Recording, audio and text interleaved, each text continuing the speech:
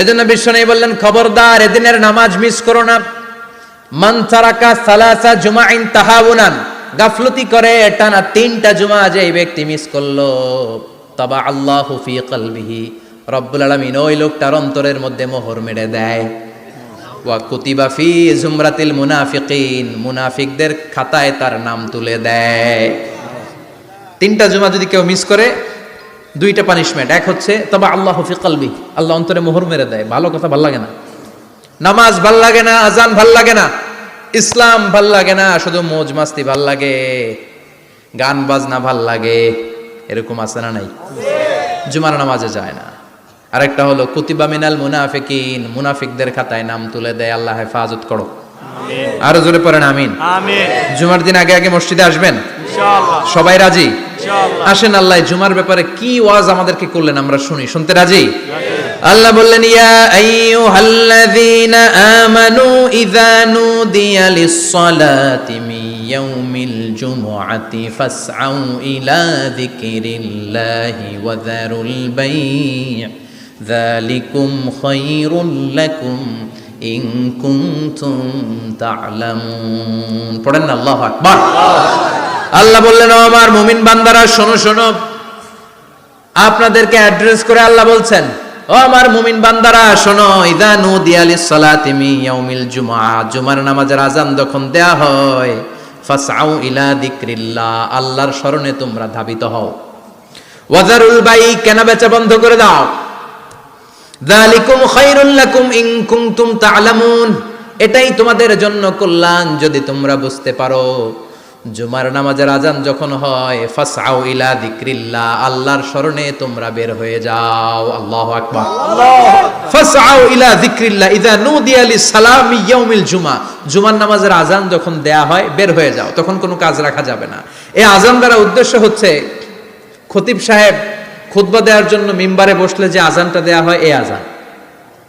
কথা বুঝতে পেরেছেন? কিন্তু দুর্ভাগ্যজনক হলে সত্য, আমাদের বাংলাদেশে এই আজানটা কেন যেন মুয়াজ্জিন ভাইরা ইমাম সাহেবের সামনে এসে আস্তে আস্তে দেয়, ছোট ছোট করে ইমাম সাহেবের মুখের উপরে দেয়, মাইকে দেয় না। এটা পাইছে কই? এটা যে কোত্থেকে ঢুকছে এক আল্লাহই ভালো জানে। আজান মানে অ্যানাউন্সমেন্ট। আজান মানে কি? কথা বলেন। অ্যানাউন্সমেন্ট কি জোরে হবে না আস্তে? তো সব আজান মাইকে এত সাউন্ড করে, এই আজানটা ইমাম সাহেবের মুখের সামনে এসে ছোট ছোট করে কেন দেয়? এটার কোনো দলিল আছে বলে আমার জানা নাই। এই আজানটাও মাইকে হতে হবে। আমি পৃথিবীর যত দেশ ঘুরেছি, অনেক বড় বড় মসজিদে আমি জুমার সালাত করেছি, সব জায়গায় মক্কাতুল মুকাররমা সহ মসজিদে নববী সহ সব জায়গায় খতিব সাহেব জুমার মিম্বারে বসার পরে যে আজানটা দেয়া হয়, এটাও অন্যান্য আজানের মতো মাইকে দেয়া হয়। আল্লাহ বললেন, ইযা নুদিয়া লিস-সালামি ইয়াউমিল জুমআ, জুমার দিনে আজান যখন দেয়া হয়, এই আজান দ্বারা উদ্দেশ্য হচ্ছে খতিব বসলে যে আজান 12:30 12:15 দিকে যে আজান, এই আজান উদ্দেশ্য নয়। বিশ্বনবীর সময়ে এই 12:30 12:15 দিকে যে আজান ছিল, এটা ছিল না। বিশ্বনবীর সময় ছিল না, আবু বকরের সময় ছিল না, সাইয়েদনা ওমর ফারুকের সময় ছিল না। এটা চালু হয়েছে সাইয়েদনা উসমান যুন্নুরাইনের সময়। তখন মদিনাতে মানুষের সংখ্যা অনেক বেড়ে গিয়েছে, লোকজন আর জায়গা হয় না, মুসল্লিতে ঠাসাঠাসি। উনি ঘোষণা দিলেন, সুকে জাওরা, জাওরা নামক বিশাল একটা বাজার আছে, ঘোষণা দিলেন এখন থেকে ওই জায়গায় জুমার নামাজ হবে। মানুষ যেন আগ থেকে প্রস্তুতি নিয়ে আসতে পারে, এজন্য জাওরা নামক বাজারে উনি আর একটা আজান দেওয়ার প্রচলন করলেন। সুবহানাল্লাহ। সেখান থেকে আজ অবধি আমরা এই অতিরিক্ত আজানটা দিয়ে থাকি। এটা নবীর সুন্নাত না, এটা সাহাবীর সুন্নাত। বিশ্বনবীর সুন্নাহ মেনে নেওয়া যেমনি আবশ্যক, 4 খলিফার থেকে পাওয়া সুন্নাতগুলো মেনে নেওয়া আবশ্যক। বিশ্বনবী বললেন, আলাইকুম বিসুন্নতি ওয়া সুন্নাতিল খুলাফায়ে রাশিদিন আল মাহদিয়িন, আমার সুন্নাত ধরবা, হেদায়েত প্রাপ্ত 4 খলিফার সুন্নাত ধরবা। কেমনে ধরবা? ইক্ষু চিনেন? ইক্ষু না গ্যান্ডারি নাকি আখ না কুশাই? হ্যাঁ, আখ। কাঁচা আখ খায় কি করে? এই সামনের দাঁত দিয়ে ভাঙে না? সামনের দাঁত দিয়ে বলে ভাঙে, চাপার দাঁত দিয়ে, এই জায়গার দাঁত দিয়ে শক্ত করে ধরতে হয়। বিশ্বনবী বললেন, আব্দু আলাইহা বিন নওয়াজিজ, আমার সুন্নাত আর সাহাবীদের সুন্নাতকে চাপার দাঁত দিয়ে আঁকড়ে ধরো, যাতে ছুটে না যায়। চিল্লায় পড়েন আল্লাহু আকবার। এটা সাইয়েদনা উসমানের সুন্নাত। বিশ্বনবী বললেন, ইযা নুদিয়া লিস-সালাহ মিন ইয়াউমিল জুমআতি ফাসআউ ইলা যিকরিল্লাহ, জুমার দিনে আযান যখন দেয়া হয়, ফাসআউ ইলা যিকরিল্লাহ, আল্লাহর স্মরণের দিকে ধাবিত হও। দেরি করো না। দেরি করা যাবে না। আজান হইলে কোনো কাজ রাখবেন না, কোনো ব্যস্ততা থাকবে না। কাজ একটাই, জুমার নামাজ। চিল্লায় বলেন কাজ একটাই, সেটা কি? জুমার নামাজ। আল্লাহ বললেন ফাসআউ, ফাসআউ এর শাব্দিক অর্থ হচ্ছে দৌড়াও। আসলে কি? তো এই দৌড়াও দিয়ে আসলে দৌড়াও বোঝানো হয়নি, এটা দ্বারা বোঝানো হয়েছে আল মুবাদারা ওয়াল ইহতিমাম, ইম্পর্টেন্স দেয়া, এমফাসাইজ করা, গুরুত্বের সাথে আগে আগে প্রস্তুতি নাও। ফাসআউ দ্বারা দৌড়ানো বোঝানো হয়নি। প্রমাণ কি? কারণ বিশ্বনবী দৌড়ে দৌড়ে নামাজে যেতে নিষেধ করেছেন। বিশ্বনবী বলেছেন ইদা উকিমাতিস সালাহ, মনোযোগ দিয়ে শুনেন, ইদা উকিমাতিস সালাতু ফালা তাতুহা তাসআউন ওয়া আতুহা তামশুন আলাইকুম বিসাকিনা ফামা আদরাকতুম ফাসাল্লু ওয়া মা ফাতাকুম ফাতিম্মু। যখন নামাজ শুরু হয়ে যায় দৌড়ে দৌড়ে যাবে না। তামশুন, হেঁটে হেঁটে যাও। আলাইকুম বিসাকিনা, ধীরে ধীরে যাও। ফামা আদরাকতুম ফাসাল্লু, ইমাম সাহেবের সাথে যে যত রাকাত পাবা পড়বা। ওয়া মা ফাতাকুম ফাতিম্মু, যেটা ছুটে যায় নিজে নিজে পড়ো, কবুল করে নেবে কে? আল্লাহ। কিন্তু দৌড়ে যায় নামাজ ধরা যাবে না। খবরদার, ধীরস্থির ভাবে যাবেন। হাঁটার মধ্যে একটা গুরুত্ব দিয়ে তাড়াতাড়ি ধরতে চাবেন, কিন্তু দৌড়ে যাওয়া যাবে না, নিষেধ করেছেন। অনেক মুসল্লিরা এটা করে। ধরেন মাগরিবের নামাজ, অজুখানাতে মুসল্লিরা অজু করতেছে, ইমাম সাহেব নামাজ শুরু করেছেন আল কারিআতু মাল কারিআ ওমা আদরাকা মাল কারিআ, মুখস্থ আছে না সবার? মুসল্লি মনে করতেছে অজু হয়েছে আমার অর্ধেক, এখন যদি তাড়াতাড়ি অজু না করে দৌড় না দেই রাকাত পাওয়া যাবে? রাকাত পাওয়ার জন্য দিছে দৌড়।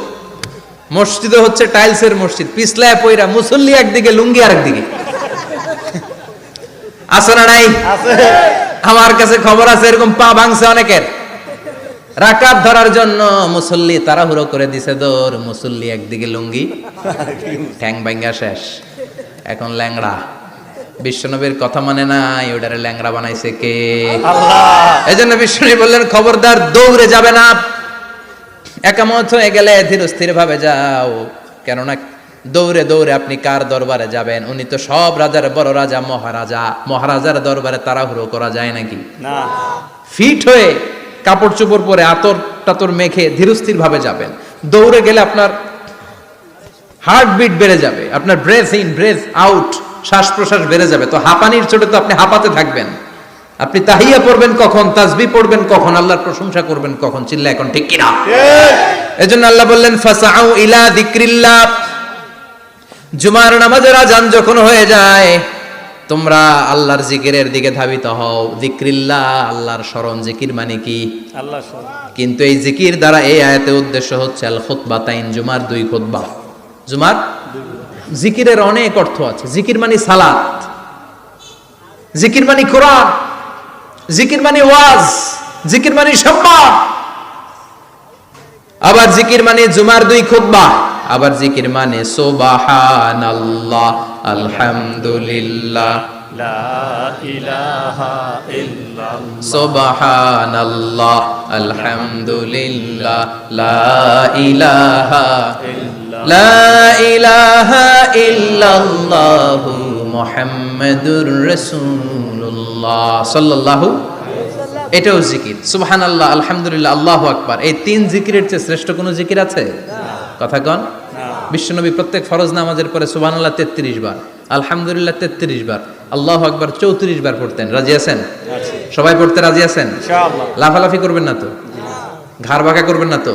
হুই হুই করে চিল্লাফাল্লা করা যাবে? জিকিরের মধ্যে সৌন্দর্য আছে না নাই? আল্লাহ নিজেও সুন্দর। আল্লাহর কাছে যেটা আমরা পেশ করব সবটাই সুন্দরভাবে পেশ করতে হয়। চিল্লা এখন ঠিক কিনা? তার মানে জিকিরের অনেক অর্থ। জিকিরের এক অর্থ হলো কোরআন। জিকিরের এক অর্থ কি? কোরআন। আপনি যখন কোরআন পড়েন তখন জিকির করেন কার? আল্লাহ।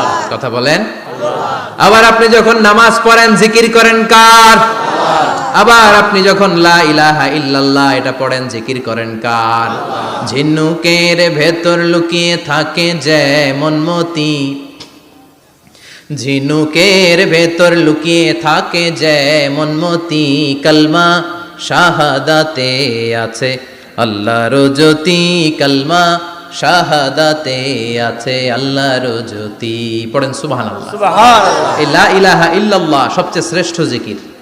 সাইয়েদনা মূসা আলাইহিস সালাম আল্লাহরে বললেন, আল্লাহ আল্লিমনি যিকরান, আপনি আমার এমন একটা জিকির শিখাইয়া দেন, লা ইয়ালামুহা ইল্লা আনতা ওয়া আনা, যে জিকিরটার শব্দ আপনি আর আমি ছাড়া কেউ জানবে না। সুবহানাল্লাহ। দুনিয়াতে যত অদ্ভুত অদ্ভুত প্রশ্ন ছিল ওনার, বিভিন্ন বিষয়ে আল্লাহরে প্রশ্ন করতেন। আল্লাহরে বললেন, আল্লাহ আল্লিমনি কালিমাতান আল্লিমনি যিকরান লা ইয়ালামুহা ইল্লা আনতা ওয়া আনা, ও আল্লাহ এমন একটা জিকির আমারে শিখান, দিনে রাতে সব সময় এই জিকির আমি করব, আপনারে ডাকবো, কিন্তু শর্ত হলো এই জিকিরটা জানবে শুধু আপনি আর জানবো শুধু আমি, কেউ জানবে না। আল্লাহ বললেন, মুসা পড়ো লা ইলাহা ইল্লাল্লাহ, লা ইলাহা লা ইলাহা ইল্লাল্লাহু মুহাম্মাদুর রাসূলুল্লাহ সাল্লাল্লাহু। আল্লাহ বললেন, মুসা পড়ো লা ইলাহা ইল্লাল্লাহ। মুসা আলাইহিস সালাম কয়, মাবুদ এটা তো জাতীয় জিকির, সবাই জানে। জানে না, জানে না লা ইলাহা ইল্লাল্লাহ এমন কেউ আছে? কথা কন, জানেন না আপনারা? কথা বলেন, জানেন না? মুসা আলাইহিস সালাম বললেন, আল্লাহ এটা জাতীয় জিকির কইলেন কেন? আমি তো চাইছি এক্সট্রা অর্ডিনারি, অসাধারণ একটা জিকির, সুপারক্যালিফ্রাজিলিস্টিক এক্সপিয়ালিডোসাস, এক্সেলেন্ট একটা জিকির, আনপ্যারালাল, কারো কাছে নাই, শুধু আমি জানবো আর আমি পড়বো। আল্লাহ বললেন, মুসা এই লা ইলাহাকে যদি এক পাল্লায় রেখে দাও, তামাম বিশ্ব, সাত আকাশ, সাত জমিনটারে তুলে যদি তুমি আরেক পাল্লায় রেখে দাও, লা রাজাহাত কাফাতু লা ইলাহা ইল্লাল্লাহ, মুহূর্তের মধ্যে লা ইলাহার পাল্লা ভারী হয়ে যাবে। ও মুসা, তুমি যতই এক্সক্লুসিভ জিকির চাও, লা ইলাহার চেয়ে দামি জিকির আমার কাছে নাই। চিৎকার করে পড়তে হবে আল্লাহু আকবার। তার মানে নামাজ ও জিকির, কোরআন ও জিকির, এই যে আমরা ওয়াজ করতেছি এইটাও কি কথা কন? বিশ্ব নবীর আল্লাহ বললেন, ও নবী ফাযাক্কির ইন্নামা আনতা, ও নবী আপনি জিকির করেন মানে ওয়াজ করেন। ইন্নামা আনতা মুযাক্কির, ও নবী আপনি ওয়াজ করে শোনান। লাস্তা আলাইহিম বিমুসাইতির, আপনারে দারোগা বানিয়ে পাঠাই নাই, আপনি শুধু ওয়াজ করেন। কার কথা? চিল্লায় বলেন কার কথা? আল্লাহর। কিন্তু এইখানে জিকির দ্বারা উদ্দেশ্য হচ্ছে জুমার খুতবা। ফাসআউ ইলা যিকরিল্লাহ, আল্লাহর জিকিরের দিকে ধাবিত হও। এই জিকির দ্বারা উদ্দেশ্য হলো জুমার খুতবা। তার মানে জুমার খুতবা যে খতিব সাহেবরা দেন, এখানে মসজিদের খতিব আছেন কারা কারা? দেখি একটু হাত তোলেন তো। 1 2 3 4 5 6 7, গুণে শেষ করা যাবে না, অনেক খতিব। আল্লাহ এই খতিবদেরকে তুমি কবুল করো, আর জোরে পড়েন আমিন। এই যে যিকরুল্লাহ, ফাসআউ ইলা যিকরিল্লাহ দ্বারা আল্লাহ তাআলা জুমার খুতবাকে বুঝিয়েছেন। কি বুঝিয়েছেন? মনোযোগ আপনাদের আছে না গেছে? শেষ করে দেই, অনেক রাত হয়েছে তো। ছোট্ট একটা দোয়া পড়ি, শেষ করব? আরো কয়েক মিনিট মনোযোগ থাকবে? তাকবীর দেন, লিল্লাহে তাকবীর। আরো জোরে দেন, লিল্লাহে তাকবীর। ফাসআউ ইলা যিকরিল্লাহ, আল্লাহর জিকিরের দিকে, আল্লাহর স্মরণের দিকে ধাবিত হও। এটা দ্বারা উদ্দেশ্য হচ্ছে জুমার খুতবা। আল্লাহ বুঝাতে চাইলেন জুমার খুতবা যাতে মিস হয়ে না যায়, এজন্য জুমার খুতবারে যেন তেন মনে করবেন না, এটা ওয়াজিব। জুমার নামাজ যেমনি ওয়াজিব, জুমার খুতবা দেওয়াও, কথা বলেন, জুমার খুতবা ওয়াজিব, শোনা ওয়াজিব, খুতবা দেওয়া ওয়াজিব। এই জন্য রব্বুল আলামিন জোহরের নামাজকে ফরজ করে দিয়েছেন 4 রাকাত। যেহেতু জোহরের নামাজের আগে পরে কোনো খুতবা নাই, জুমার দিন খুতবা আছে, তাই জুমার দিন 4 রাকাত থেকে কমিয়ে তিনি 2 রাকাত করে দিয়েছে। কি ব্যালেন্সড ইসলাম, কি ভারসাম্যপূর্ণ আমাদের জীবন বিধান।